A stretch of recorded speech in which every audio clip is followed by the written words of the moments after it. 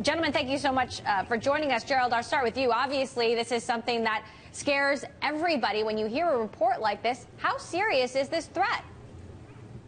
Well, I think it's very important to understand that we are talking about the potential for this kind of intrusion to occur rather than saying that this is an imminent threat, because FAA is in fact taking precautions, but we're talking about the future as more and more aircraft become more internet dependent.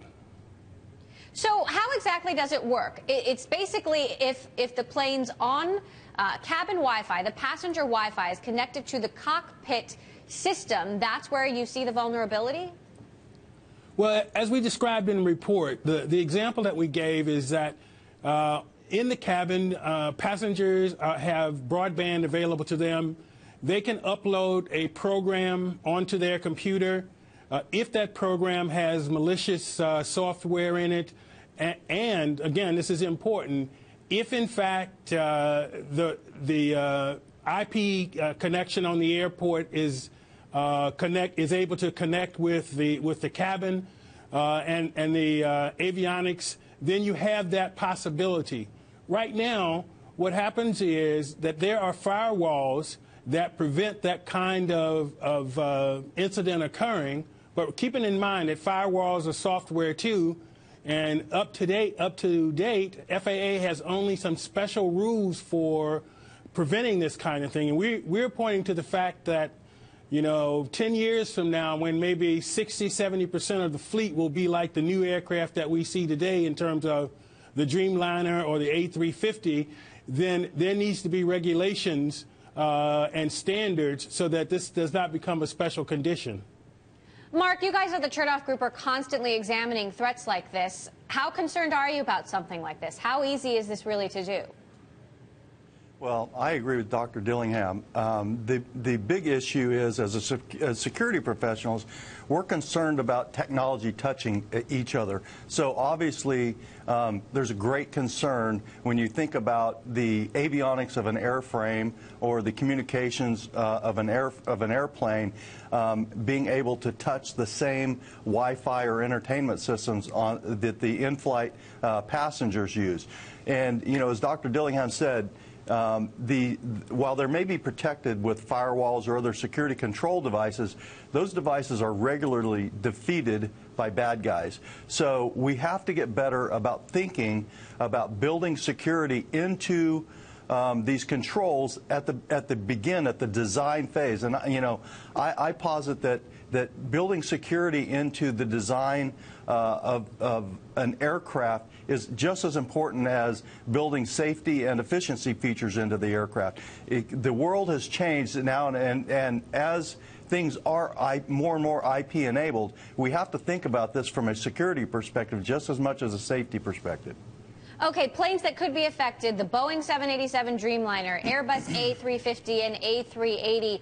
Gerald, what percentage of commercial aircraft are we talking about here? I read somewhere that it's planes newer than 20 years old. Aren't most planes newer than 20 years old?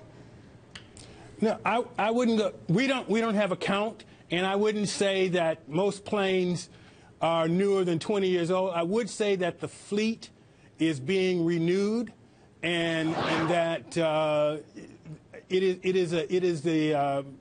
what's important now is, as was said, to build in security and to build in cyber, and that is what we were talking about. The older fleet had much more separate controls between, and not as many points of potential contact across the systems. So like a third of those are sort of IP based, but going forward, it'll be 50–60% by the end of the decade.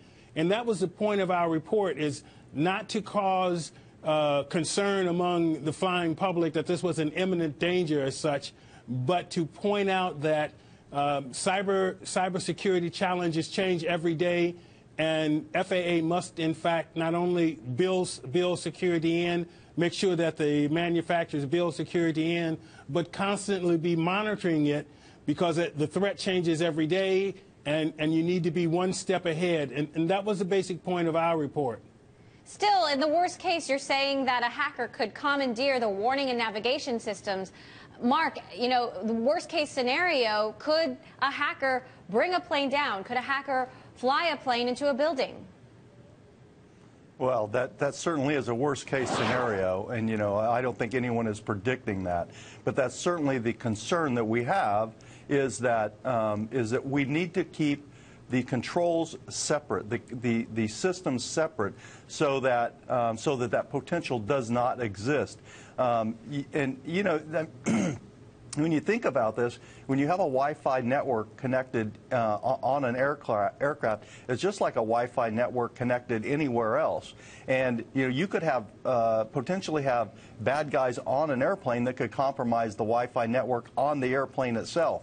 So keeping these, you know, segmenting these networks is incredibly important. And you know, right. I know that the manufacturers are thinking about this, but we need more people, both in the airframe manufacturing and the FAA and in the government organizations, that can think like bad guys and think about how bad guys would seek to, you know, to circumvent these security controls.